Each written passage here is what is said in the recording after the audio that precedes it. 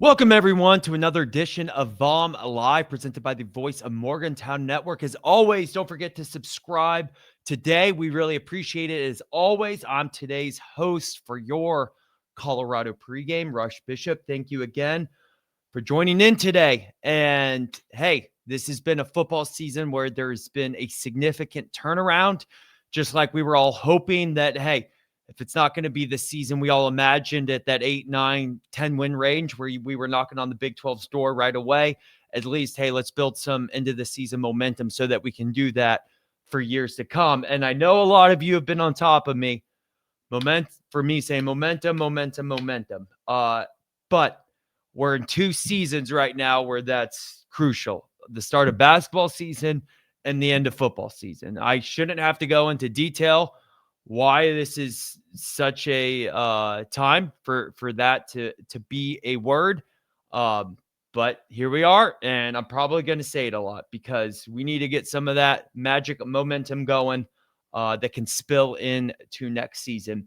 West Virginia has 3 games remaining against Colorado later tomorrow, and that will be at noon on TNT. They are 6.5-point favorites. They then travel to Arizona State next week. That'll be on TNT as well at 1 p.m. Eastern. They have the bye after that, and then they have Texas Tech at home. So we are in a situation. We are still technically bowl eligible, which that would be incredible if they were still able to make that happen. But hey, it's football. You take the game 1 week at a time, and they are in a place where if they are able to get this Colorado win, things can be looking really up. I know it's a 1 week at a time. I just said that, but let's talk a little bit about the long-term implications of this and where we stand right now. We've had a couple of weeks in a row where our freshman quarterback, Scotty Fox, has stepped up and shown that he's able to compete at a level that we need him to, but also a level that if Rich Rod has a true offseason with him and can go into next season, and we got a guy that's still young, we don't have to pay him the price tag that we originally thought we were going to have to pay to get a quarterback in here. And therefore, we can distribute it amongst wide receivers, offensive line. Obviously, that's very important. We've done Kevin Brown episodes, and if we can get a guy like that here at West Virginia, crucial to the success. And then, running backs, even though I do like the running backs we have, but, you need solid ones, of course.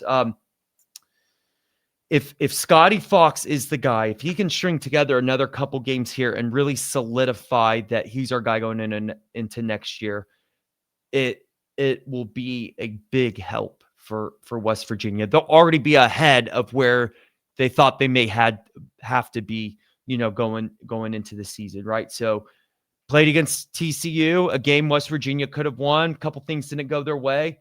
TCU is a very capable team. They're not by far the greatest in the Big 12, but they're not near the bottom either. They're a very capable team, and that was a solid performance there. And of course, at Houston last week, what were they, 7-1 when we played them last week in Houston? I mean, you want to know it from the fans that showed up in that game, but he came out and balled out. And I know Houston made a couple mistakes there, but that was West Virginia's game the whole time. So we got to keep our favorite word, momentum, going, finish. If we can at least get 2 out of these last 3, that go 5-7 with the way things started and go into next season, we'll have a lot of hope for the years to come under Rich Rod and what this West Virginia team can accomplish. So talking about this game itself, we have a Colorado team, a team that's gotten a lot of hype recently because of who their coach is, and deservingly so. Deion's a boss in his playing days, whether that was baseball or football. I mean, the guy's maybe the greatest athlete of all time. He's definitely up there. Comes to Morgantown. I don't know if this is the first time Colorado's ever come to Morgantown. I'm going to assume so. Obviously, it's at least the first time in modern history that they've come, and it makes for, I'll say, we got some big games going on tomorrow in college football, whether that be BYU, Texas Tech, or I think Texas A&M plays Missouri. But this is a game that people will have kind of on, I'll say that side TV, have in the back of their minds that aren't West Virginia or Colorado fans, because this is that type of game that can determine the fate, I'll say, of two impactful teams and historic teams in this game, right? So both teams are going to have starting freshman quarterbacks. We know Colorado has Julian Lewis, 4-star recruit from Georgia, going to be making his start against West Virginia tomorrow. Obviously, we talked about Scotty Fox there a little bit. I think Colorado is in a situation where, very unfortunate, all the health issues Dion has gone through. Obviously, with this cancer, he's almost lost his leg. I mean, I think he's still having issues with that leg. There's no guarantee he'll have it for the rest of his life. And when you are a coach at this level, but especially football, when it takes everything you have, every part of you to be successful, not even be successful, but to just, even the bad coaches, I mean, it still takes every part of you to do that job, to day in and day out, but especially the successful ones, right? It takes every part of you. So I would not be surprised if we see kind of this game as a passing of the torch, right? Where Rich Rod brings this, West Virginia team back. They have their true freshman quarterback, and they end up very successful in this game, and they're able to finish the rest of the season well. And like I said, going to next season. And then Colorado kind of skids from this point. They haven't won an away game yet this season. Their home wins, one impressive one against Iowa State. But I mean, besides that, this has been a team that's struggling. And, a lot of that may be because of Dion's health. And just a team that their future's looking very bleak. And so I really could see this game is that shift. I think we see that sometimes when a team's gotten a lot of hype and media around it, and then two teams play, and then it shifts to the other team. West Virginia, right? You got Pat McAfee, you got Nick Saban. You have the makings for this to be, I get Deion Sanders isn't our coach. And I think there's always that natural tendency to go near him. But there's other parameters in place for this West Virginia to kind of be that national favorite, right? At least in the media, kind of that lovable team that people are like, West Virginia's not playing my team, I'll support them kind of mentality in this. And I think this game has the makings for us in the, next year, 2 years to look back and being like, wow, that was kind of the game where Colorado disappeared for good. And that's when West Virginia team really kind of started hitting the gas pedal and got to where we see them, today. I definitely think I've said this before, that this is Deion's last season. I think with a West Coast team coming to Morgantown on a noon game, 10 o'clock their time, new quarterback. And I'm not saying this quarterback won't be successful. Obviously, he chose Coach Prime for a reason. He transfer portals around. He knows he can bounce around if he needs to. He's a Southern boy, 4-star. Like he'll find his way. I don't know if it'll be at Colorado, but he'll find this way in college football. And we've seen it. Scotty Fox, right? Other freshman quarterbacks, it's a little clunky at first. It takes a second to get your feet grounded. I don't care what type of 5-star, no stars. I mean, if you're a freshman going out there, this is football. It's not basketball. It'll take a second. So I expect this to be a very clunky game for Colorado. And as long as West Virginia doesn't shoot themselves in the foot and does what they need to do and just plays good, solid football, I think they can sneak away with a 17-21 point victory. I think this could be a 3-possession game before we know it. I mean, they are favored 6.5 points. That's a touchdown right there. And so I think Colorado is fading. When you look at the prime era, you've seen it, Colorado. Year one, what was that? 3-4 wins. Year two was their big year last year.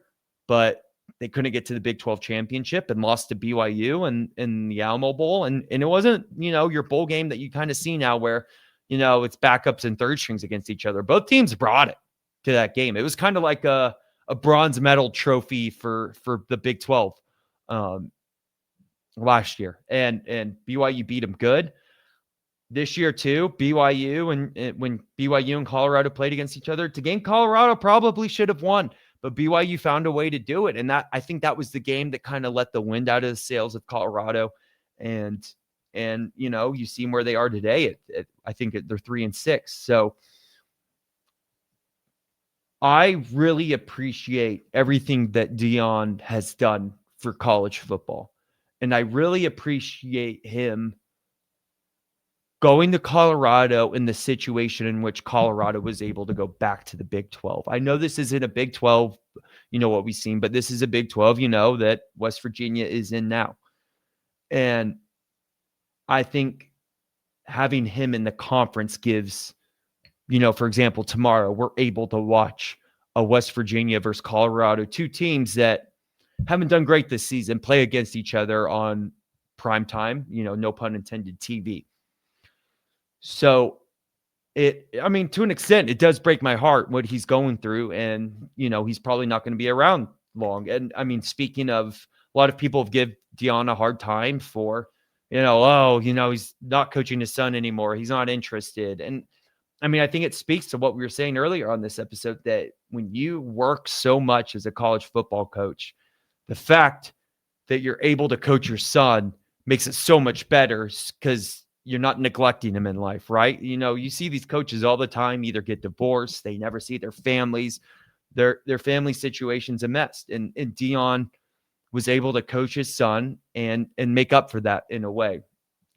And so I've really enjoyed watching Deion. In a way, this is a thank you to him, because I really, truly do think we're coming to the end of Deion. I think he needs to take care of himself.